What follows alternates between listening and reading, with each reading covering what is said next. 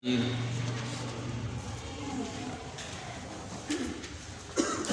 الله اراده وي د دوی د سترګو د غوږونو د طاقت د ختمېدو خامخا ختم کړی به وي د سترګو د غوږونو طاقت د دوی ځکه الله تعالی په هر څیز قدرت لرونکی دی ولو شاء الله دا مقدم دی ولذهب بسمعهم وابصارهم دا تالی دی کومه قضیه چې د مقدم او د تالی نه جوړه شي کوم قیاس هغې ته قیاس استثنایی وایي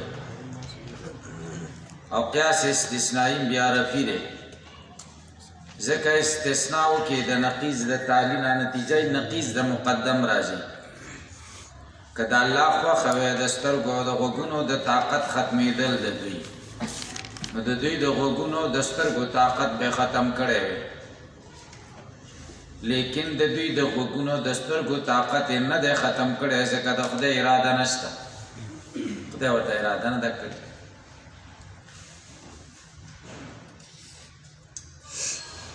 یو پنځه مباحث ذکر کوي علامه اول د مذکوره جمله مطلب څه شی دی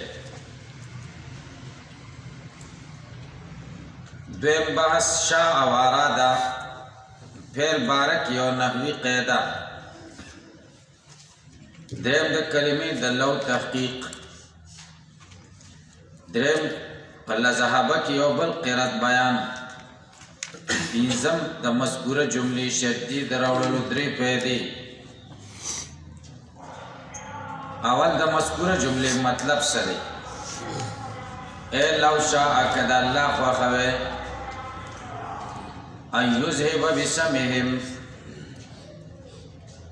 چې بوزي د سترګو طاقت د دوی بقصیف الرعد فسخت आवाज د کړز ګړز وابصارهم دوی د سترګو طاقت ختم کی بومیس البرق په تیز چمک د برېښنا لذهب بهما خامخا بیول به کړي وي په دې دواړو دلته د مطلب دا دی چې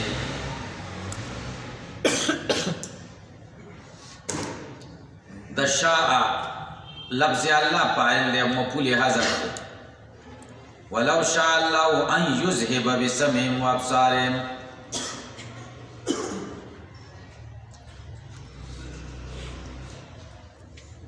ولو شاء الله ان يذهب بسمعهم وابصارهم مفعول حذف شو په حذف المفعول مفعول د شاء حذف شو ولې حذف شو لدلالة الجواب علیه ځکه جواب د لو په دې دلالت کوي لذهب بسمعهم وابصارهم په هغې باندې دلیل دی ولقد تکاثر کې قاعدې ته اشاره کوي شاء و اراده شاء و اراده داسې فعلونه دي چې د دې مفعول حذف کیږي او حذف د مفعول ډیر دی ولقد تکاثر حذفه او ډیر واقع دی حذف د دې مفعول په شاء و اراده کې حتی لا یکاد یذکروا غریب نه ده چې ذکر شي الا بالشیء المستغرب مگر په ناشنا ځای کې ذکر کیږي لکه مختصر کې تاسې ویلي كقوله فلو شئت ان ابكي دما لبكيته ولكن ساحة الصبر اوسع که زما خوښه وی چې زه د وینو ژړا وکړم نو د وینو ژړا به مې کړې وی لیکن ساح میدان د صبر پراخه دی صبر مې کړی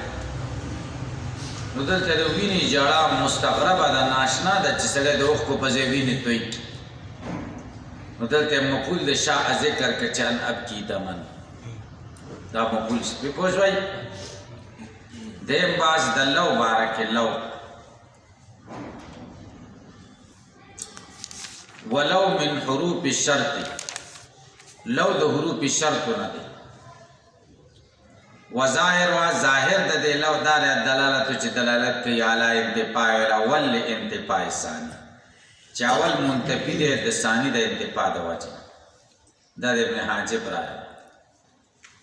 او د جمهور رایه دا ده چې لو د دې دپاره ده چې دلالت وکړي په انتفاع د ثاني د وجې د انتفاع د اول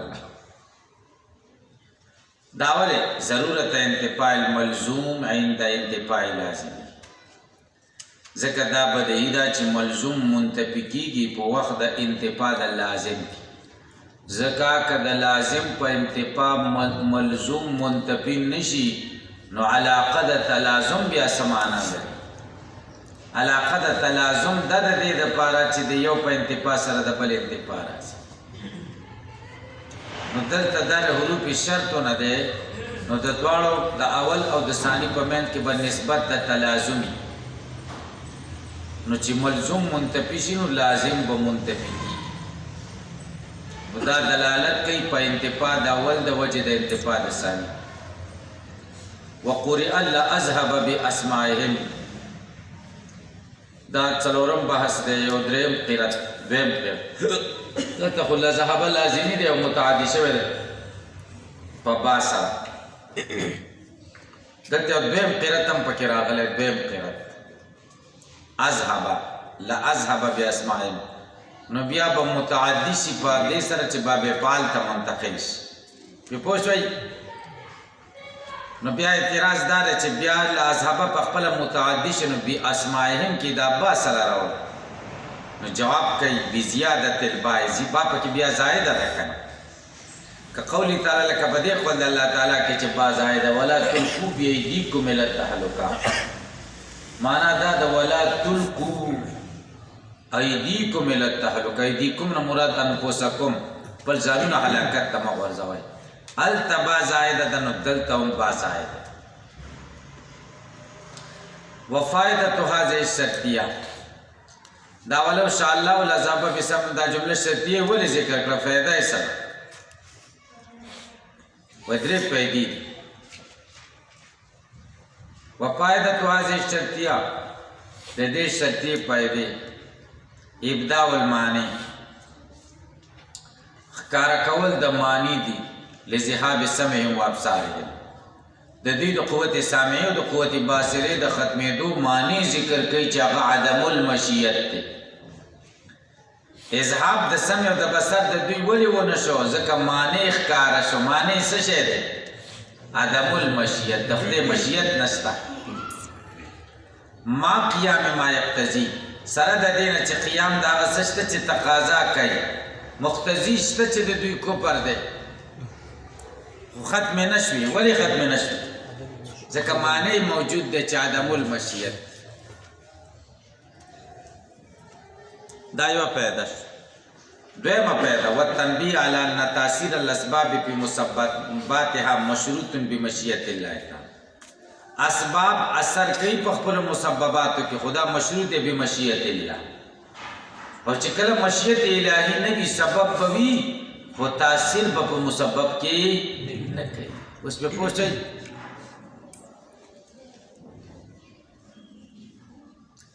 لکه سوځېدل مسبب دی او سبب اور دی خو مشیت د الله دا ده چې اور سوځول کوي خو چې مشیت الهی نه وي نو اور به وي او مسبب به نه وي تاثیر په المسبب به نه وي چې سوځول اوس به پوه شئ وأن وجودها مرتبطا بأسبابها بل پکې دې خبرې کې تنبیه ده چې وجود د اسباب مسبباتو مرتبط دی د اسبابو سره مسببات چې راځي نو اسباب به وي واقع بقدرته تعالی واقع دی د خدای په قدرت بچی چې کېږي نو سبب به وي چې هغه واده کوي خو تش سبب هم نه چې سړی واده وکړي نو بچي به کېږي هلته واقع به وي بقدرت الله چې قدرت د الله ورته متوجه شي بیا هم د پیر صاحب له چې څوک راغلی و چې دوه راته وکړه چې زوی مې وشي واده دې کړی ورته وایي چې واده مې کړی و نو تا له سره راته بیا خو به خود به خوده کېده یعنې دا واده سبب دی د هغه سړي د عقیده وه چې سبب مؤثر دی په پیل کې او سبب خو مؤثر د په پیل کې نه دی که نه سبب به ته استعمالي او مؤثر خو قدرت الهي دی که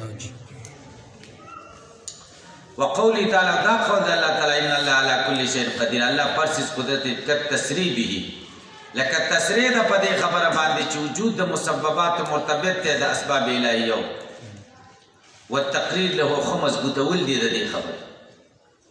والشیء یختص بالموجود ان اللہ علی کل شیء قدیر کی دا شیء لفظ راغلے شیء تاسی پا دی پویسی کنستے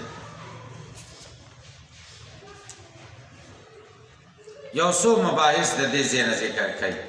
اول د لفظ د شی حقیقت کې د معتزله او د اشاعره او اختلاف بیان دیم تعریف د قدرت کوي او قدرت باره کې درې اقوال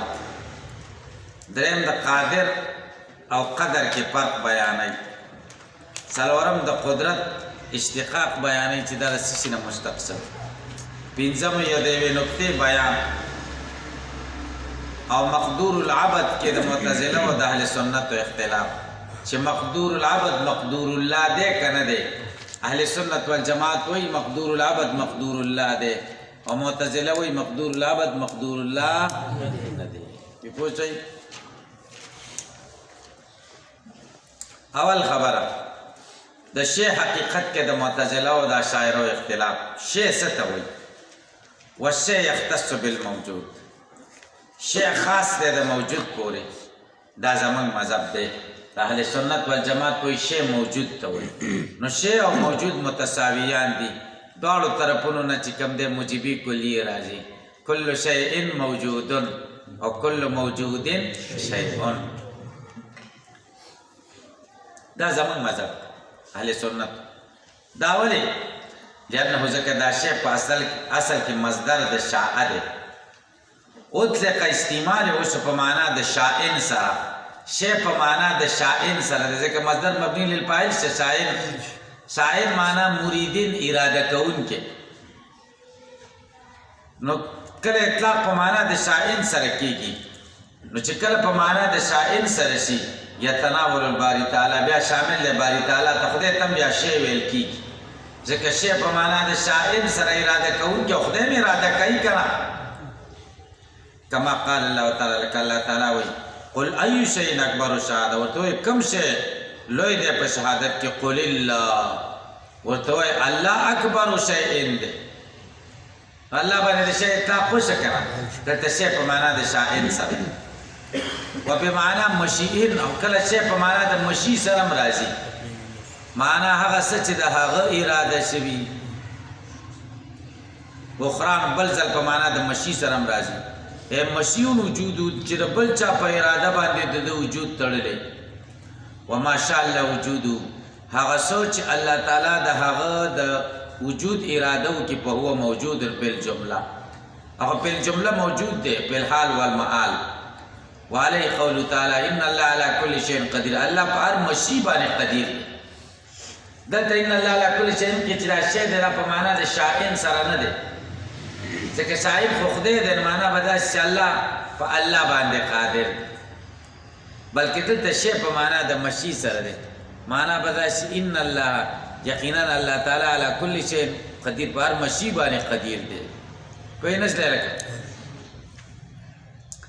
یا الله خالق شیء الله پیدا کونکي کل شیء دی نو که شی په معنا د شائن سره الله پکې الله خالق كل شيء الله خالق ده الله دی بیا غلطه شو معنا کړه دلته شی په معنا د څه سره مشی سره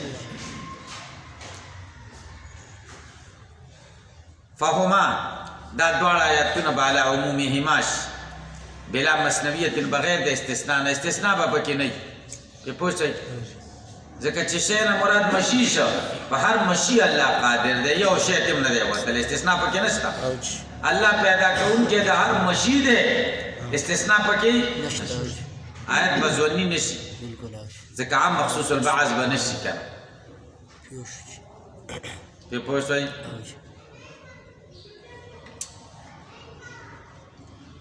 نو موږ وایو چې شی اطلاق او موجود یو شان دي نو خدای تم شی ویل کېږي ځکه شی مصدر د شاهد د باب ضربه او په معنا د شاعر هم راځي په معنا د مشیون هم راځي که د شاعر په معنا شي اطلاق په خدای کېږي که مشي شي بیا نه کېږي او الله خالق كل شيء نه الله كل شيء قدير د شی په معنا د مشی سره استثناء پکې نشته چې الله ته وباسه بالکل اوس په پوښتوي کشه په معنا د موجود سره شي او مشی سره نشي ما ته وګوره بیا په معنا داسې چې الله په هر موجود قادر دی الله هر موجود پیدا کړی دی نو موجود کې واجب هم راځي نو واجب پیدا کړی واجب هم به خالق شي واجب هم به مخلوق شي بیا نقصان راغی که نو بیا به موږ استثناء کوو سبا و چې خدای ته وتلی دی په استثناء عقلي سره پوه نه شئ آیا دا چې موجود نه مراد موجودی ممکن دی موجودی واجب نه دی نو تخصیص هم پکې وکړه او چې داسې شی په معنا د مشي سره شي بلا تخصیص عام مخصوص البعض والمعتزله لما قالوا معتزله هر کله چې داسې چې شی څه ته ما یصح ان یوجد هغه څه چې ممکنه ده چې موجود شي چې صحیح ده چې موجود دي شي دی شامل دی واجب لرو ممکن لرو دا یو تعریف شو ما یصح ان یوجد چې د هغه نه وجود صحیح وي صحیح کېږي وجود د هغې وجود الله تعالی هم ثابت دی وجود د ممکن هم ثابت دی نو بیا شی په وجود واجب او ممکن دواړو ته شامل شي یا دا چې وما یصح ان یعلم و یخبر شی هغه څه ته وایي چې صحیح ده چې د ده نه دی علم ورکړی شي یا د ده نه خبر ورکړی شي فیعم الممتنع بیا شی شامل دی ممتنع ته هم ځکه د ممتنع نه هم خبر ورکول کېږي او د هغه نه علم هم پرې راځي پې پوه شئ ممتنع خو مطلب دا دی چې مقدور نه دی معلوم خو دی که نه متعلق د علم خو دی که نه متعلق د قدرت نه دی په دې پوه نهسته په یوم الممتنع ځن بیا شامل شه ممتنع ته هم نو چې داسې شوه چې په معنا د ما یصح ان یوجده شوه چې واجب او ممکن دواړو ته دی یا ما یصح ان یعلم و یخبر عنه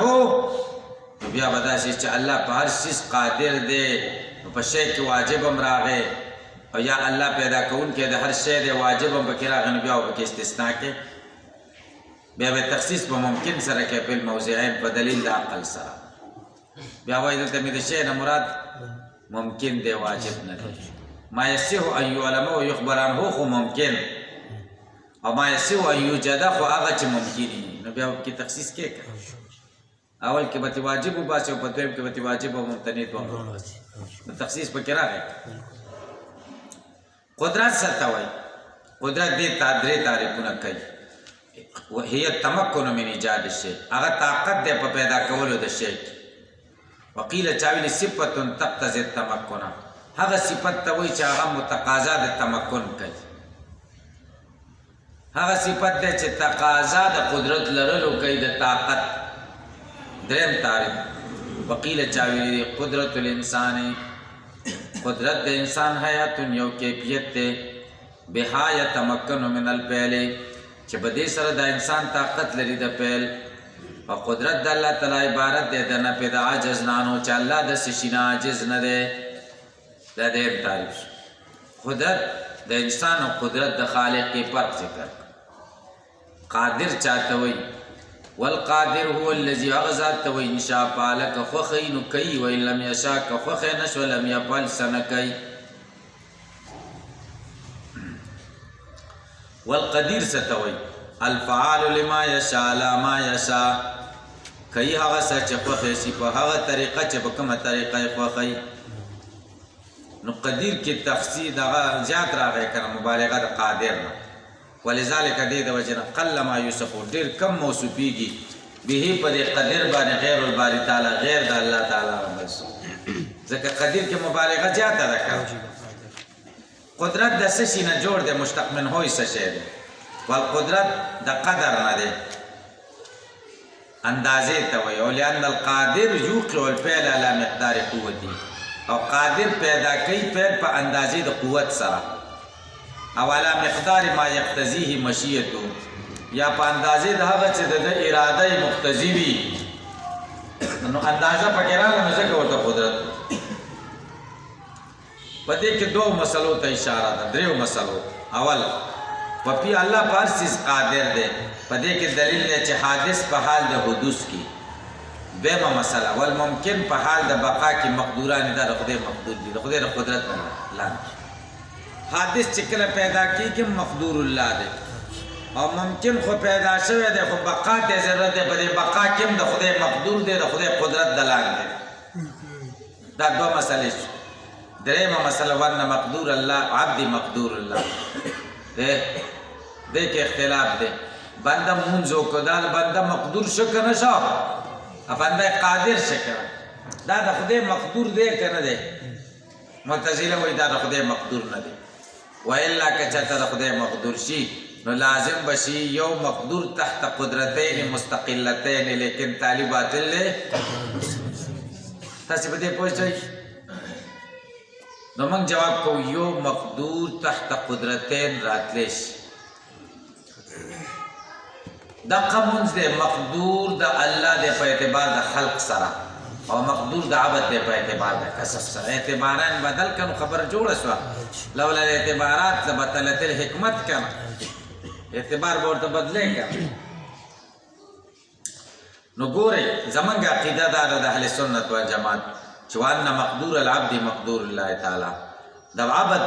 مقدور دا د الله مقدور دی ولې لأنه شيء ځکه مقدور د عبد شی دی وكل شيء مقدور الله هر شی مقدور د الله دی نو په مقدور العبد مقدور الله دا دعوه ثابته که په نمط د قیاس اقترانی حملی د شکل اول مقدور د عبد مقدور د الله دی دا د دعوه شو لأن مقدور العبد شيء دا د صغرا شو وكل شيء مقدور الله ومقدور العبد مقدور الله اوس په پوښتنه کې کنه والظاهر ان التمثيلين